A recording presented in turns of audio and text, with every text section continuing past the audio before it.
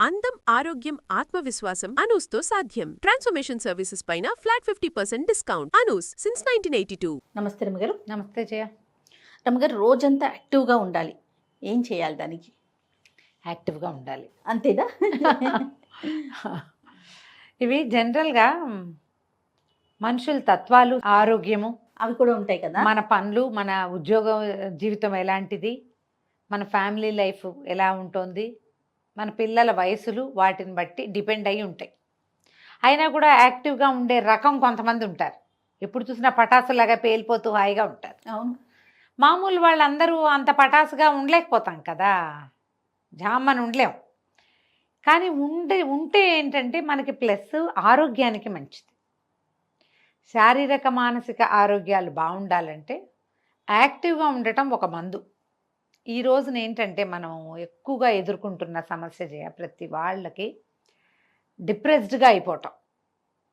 అందరికీ డిప్రెషనే. దీనికి కారణం ఇది అది అని ఏముండదు. ఏదో మామూలుగా ఇప్పుడు మన ఈ మధ్య ఎవరితోటో మాట్లాడాను నేను, మన కేసు కాదు, జనరల్గా ఎప్పుడు విసుగ్గా ఉంటుంది, ఏదో ఒక నొప్పి, ఏడుపు వస్తుంది, అన్నిటికీ ఏడుస్తారు, పీరియడ్స్ ముందు ఎక్కువ ఏడుపుగా ఉంటున్నారు, ఏ పని చేయట్లేదు, సరిగ్గా చేయటం లేదు, ఇలాంటివేవో కంప్లైంట్లు. డాక్టర్ దగ్గరికి వెళ్తే ఈవిడ డిప్రెషన్లో ఉందని చెప్పాడు డాక్టర్. డిప్రెషన్కి ఏమీ లేదు, ఇల్లు వాకిలి బాగున్నాయి, అమ్మా నాన్న ఉన్నారు, అత్త మామ ఉన్నారు, భర్తతోటి బాగానే ఉంది, 2 పిల్లలు ఉన్నారు. ఎందుకు డిప్రెషను ఏమిటో ఆవిడకి తెలియదు. రీజన్ తెలియని డిప్రెషన్లో ఉంటున్నాం మనం ఇప్పుడు. మీరందరూ ఆలోచించుకోండి, మనం కూడా ఇదే స్థితిలో ఉన్నామని. ఏమి చేయబుద్ధి కాదు, బేసిక్ లక్షణాలు. పని చేయబుద్ధి కాదు, సాటిస్ఫాక్షన్ ఉండదు, తినబుద్ధి కాదు, లేదు తినాలే అనిపిస్తుంది, ఎంతసేపు బయటికి వెళ్ళిపోదాం అనిపిస్తుంది, లేదా అస్సలు బయటికి వెళ్ళబుద్ధి కాదు. ఎన్ని పనులు చేసినా చాలనట్టు అనిపిస్తుంది ఒక రకం, ఏ పని చేయబుద్ధి కాదు ఇంకో రకం. ఎవరైనా వస్తే వీళ్ళు ఎందుకు వచ్చారా దేవుడా అనిపిస్తుంది, రాకపోతే ఎవరు లేరు నేను ఒంటరిగా ఉన్నాను అనిపిస్తుంది, నిద్ర పట్టదు, ఊరికే మెలకు వచ్చేస్తుంది, లేదా విపరీతంగా నిద్రే, మంచం దిక్కండి అట్లా పడుకోవాలనే ఉంటుంది. ఇవన్నీ కూడా డిప్రెషన్ లక్షణాలే. ఇంకా ఇవి కాకుండా ఇంకా 100 ఉంటాయి. ఊరికే కోపం రావటం, ఊరికే ఏడుపు రావటం, నైరాస్యం, ఏ పని చేత పట్టకపోవటం, ఎండ్ రిజల్ట్ దాకా పని చేయలేకపోవటం, ఇవన్నీ కూడా అందరూ ప్రతి వాళ్ళు ఇందులోకి వెళ్తారు చేయాలి. ఇది ఒక సహజమైనది. జ్వరం వచ్చాక ఒక నిస్త్రాన్ని వస్తుంది చూడు, అవును, అలాగా ఇవి పెద్ద పెద్ద పనుల తర్వాత రావచ్చు. డెలివరీల తర్వాత, ఆపరేషన్ల తర్వాత, యాక్సిడెంట్ల తర్వాత, ఏదైనా ఫంక్షన్ అయిన తర్వాత, పిల్లల నుంచి పార్టీషన్ వచ్చినప్పుడు, లేదా అమ్మా నాన్నల partition, brother and sister partition, వాళ్ళు కూడా ఎక్కడికైనా ఫారెన్ వెళ్ళిపోతారనుకో, తమ్ముడో చెల్లెలో బయటికి వెళ్ళిపోతారు. అప్పుడు భర్తలతోటి కొంచెం సెపరేషన్ వచ్చినా, ఏదైనా చిన్న సెపరేషన్లు, వాళ్ళు ఏదో ఊరు వెళ్తారు, అలాంటప్పుడు కూడా రావచ్చు. ప్రెగ్నెన్సీ రావట్లేదని భయాలు అవి ఏర్పడ్డప్పుడు, ఎర్లీ ప్రెగ్నెన్సీలో కూడా ఈ లక్షణాలు ఉండొచ్చు. మనం ఇలా ఉన్నాము అనుకుంటే దాంట్లో నుంచి బయటపడేందుకు ప్రయత్నం చేయాలి. అది ఎట్లా, ఎంత సింపుల్గా చేయాలంటే మనకి ఎలా తెలుస్తుంది అలా అడుగుతారు. కాదు మనం చీకట్లో ఉన్నాం, లైట్ వేసుకోవాలని మీకు ఒకళ్ళు చెప్పాలా? మనకు అర్థమైపోతుంది కదా ఆటోమేటిక్గా కదా. మీరు ఆలోచిస్తే మీకు అర్థమవుతుంది. ఏమిటి నేను ఇలా పప్పులో ఉన్నాను, నేను ఇలాగే ఉండాలి, ఇలాగే ఉండొచ్చు అనుకోవద్దు. ఎప్పుడు ఇలాంటి నైరాశ్యాల్లో ఎవ్వరూ ఉండకూడదు, ఉండక్కర్లేదు. దానికోసం ట్రై చేయాలంతే. మీరు యాక్టివ్గా ఉండే పర్సనాలిటీ అయినా, లేదా మీరు యాక్టివ్గా ఉండాలి అని భావించినా మీ చుట్టూతా ఇది చేరదు, ఇది పోతుంది. ఒకవేళ వచ్చినా దాన్ని మనం తన్నేస్తాం, ఏదో దారిలో కనపడుతుంది దాన్ని తోపు తోసి మన దారిని మనం ముందుకు నడిచి వెళ్తాం. మీరు ఆలోచించి చూసుకోండి. ఇది 14-16 ఏళ్ల వయసు అప్పటి నుంచి మొదలుపెట్టి 60-70 ఏళ్ళ దాకా ప్రతి ఆడవాళ్ళు ఎదుర్కొంటారు. అవును, గమనించండి. మీ పిల్లలు డల్గా ఉన్నా, లేదా విపరీతంగా తినేస్తున్నా, సరిగ్గా మాట్లాడరు, ఎవరైనా వస్తే లోపలికి వెళ్ళిపోతారు, ఏది కొన్నా సాటిస్ఫాక్షన్ ఉండదు, ఇవన్నీ కూడా ఇలాంటివే. ఇది పెద్ద స్థాయి కాదు, చిన్న లెవెల్. దాన్ని సరి చేసుకోవాలి. యాక్టివ్గా ఉంటే ఇవి తగ్గుతాయి. యాక్టివ్గా ఉండటానికి ఏం చేయాలి, ఇది బేసిక్ థింగ్. ఏం చేయాలంటే early to bed, early to rise. Okay. రాత్రిళ్ళు పడుకోండి, పెంద్రాళే పొద్దున్నే లేవండి. ఏదైనా 100% ఫిజికల్ ఎక్సర్సైజ్ ఉండాలి. ఏమీ చేయలేరు మీరు, ఎక్సర్సైజులు రావు ఏమిటో రావు, జిమ్లో చేరే కెపాసిటీ లేదు మనకి, మన వల్ల కాదు. ఇంట్లో చేయండి, వాకింగ్ చేయండి, నడవండి, యోగా చేయండి. సులువు తక్కువ ఖర్చుతో అయిపోయే యోగా క్లాసులు కూడా దొరుకుతాయి. మెట్లెక్కి దిగండి, శుభ్రంగా నడవండి 1 గంట సేపు. ఏదైనా ఇంట్లో పని చకచకలాడుతూ చేసేసేయండి. ఏదైనా వంట చేయండి. శరీరానికి శ్రమ. సర్దటము, పనులు చేయటము, మొక్కల దగ్గర పని చేయటము, పైకి కిందకి నడవటము, ఎవరికైనా సహాయం చేయటము, ఎవరి పనులైనా చేసి పెట్టటము, ఏదో ఒకటి చేసి మిమ్మల్ని మీరు యాక్టివ్గా ఉంచుకోండి. దీంట్లో డ్యాన్సులు, సంగీతాలు, ఏదైనా ఇన్స్ట్రుమెంట్లు నేర్చుకోవటాలు, ఏదైనా సరే, క్రియేటివ్ పని ఏదైనా, ఓకే, ఏదైనా తయారు చేయటం, అవన్నీ కూడా మిమ్మల్ని యాక్టివ్గా ఉంచుతాయి.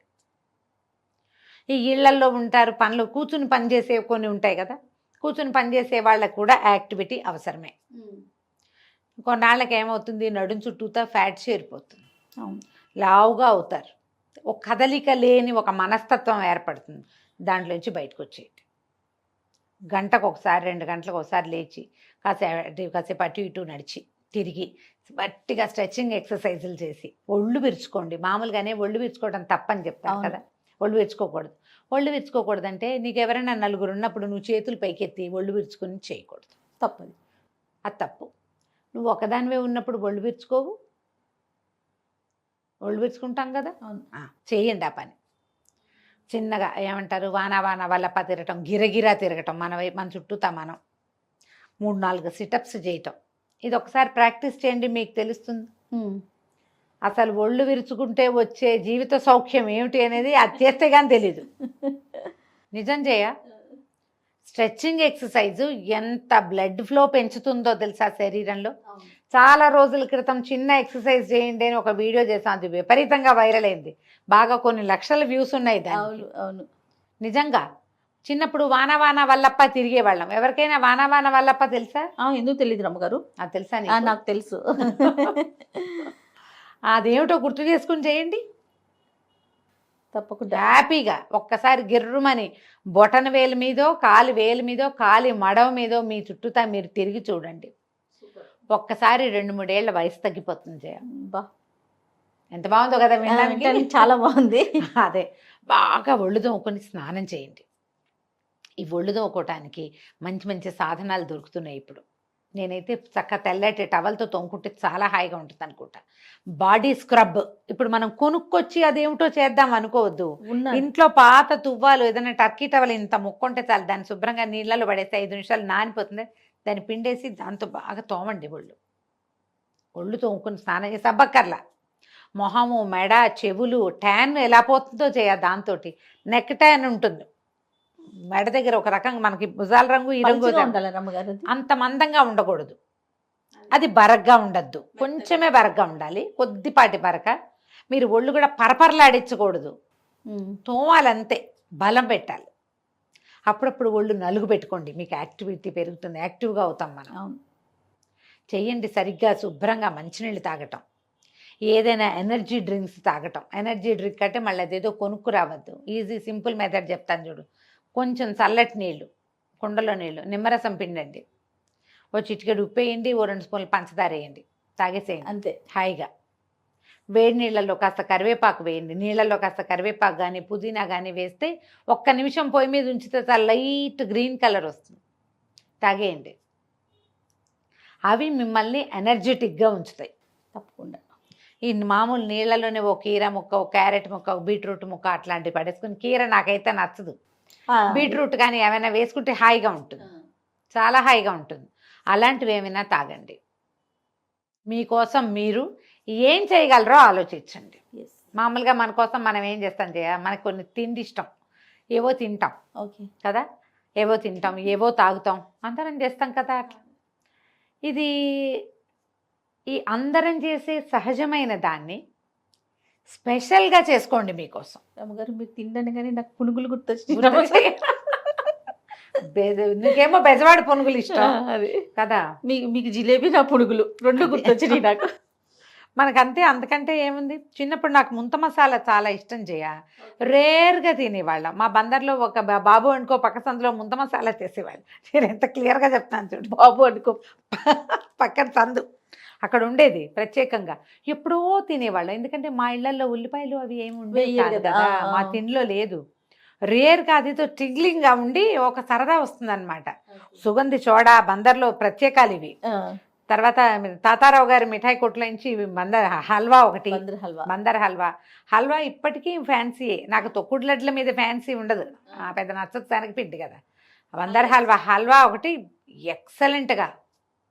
అప్పట్లో భాస్కర్ విలాస్ అని మా అన్నయ్య ఫ్రెండ్ వాళ్ళ ఇది ఉండేది. భాస్కర్ విలాస్ రాము ఆయన ఫ్రెండ్, మా అన్నయ్య ఫ్రెండ్ అనమాట. అక్కడ ఒక ఇది చేసేవాళ్ళు, ఏమంటారు మన ఫ్రూట్ సలాడ్ తినడానికి ప్రత్యేకంగా వెళ్ళేవాళ్ళం. ఇళ్లలో ఫ్రూట్ సలాడ్ చేసుకోవచ్చు అని తెలియని కాలం అది. అదే అక్కడికి వెళ్ళి తినేవాళ్ళు. అక్కడ ఐస్ క్రీమ్ కూడా ఉండేది. ఎప్పుడో 3 నెలలకి 4 నెలలకి పోయి అక్కడ ఐస్ క్రీమ్ తింటే హబ్బో 3-4 రోజులకు సరిపడా ఎనర్జీ వచ్చేది. అలాంటివి ఇప్పుడు ఎప్పుడు అవే తింటున్నాం. ఇప్పుడు బయట తిండి ఎక్కువైపోయింది మనకి. ఎప్పుడు ఏదో ఒకటి తింటే ఆర్డర్ చేస్తే ఇళ్ళకి వచ్చేస్తాయి. అలాంటివి కాదు. మీకు చమక్కమనిపించే చిన్నప్పటి టేస్ట్ ఏదైనా ఉంటే దాన్ని పెట్టండి, దాంతో మీరు యాక్టివ్గా అవుతారు. చక్కగా సుగంధి పాలు లాంటివి తాగండి, రూఅఫ్జా లాంటివి తాగండి, బోల్డ్ ఉన్నాయి. అవును, మిమ్మల్ని యాక్టివ్గా ఏది చేస్తుందని మీకు అనిపిస్తుందో దాన్ని వన్స్ ఇన్ ఏ వైల్ చేయండి. డ్యాన్స్ చేసేయండి, కావాలంటే మీ ఆయన కూడా నేర్పించండి. సూపర్. ఏదో ఒకటి చేయండి, చేసి యాక్టివ్గా ఉంచుకోండి. దీనివల్ల ఏంటంటే మీకు మెంటల్ హెల్త్ బాగుంటుంది. ఈ పిచ్చి చిన్న చిన్న నసల్లోకి మీరు వెళ్ళకుండా ఉంటారు. ఈ నస తప్పదు జీవితంలో.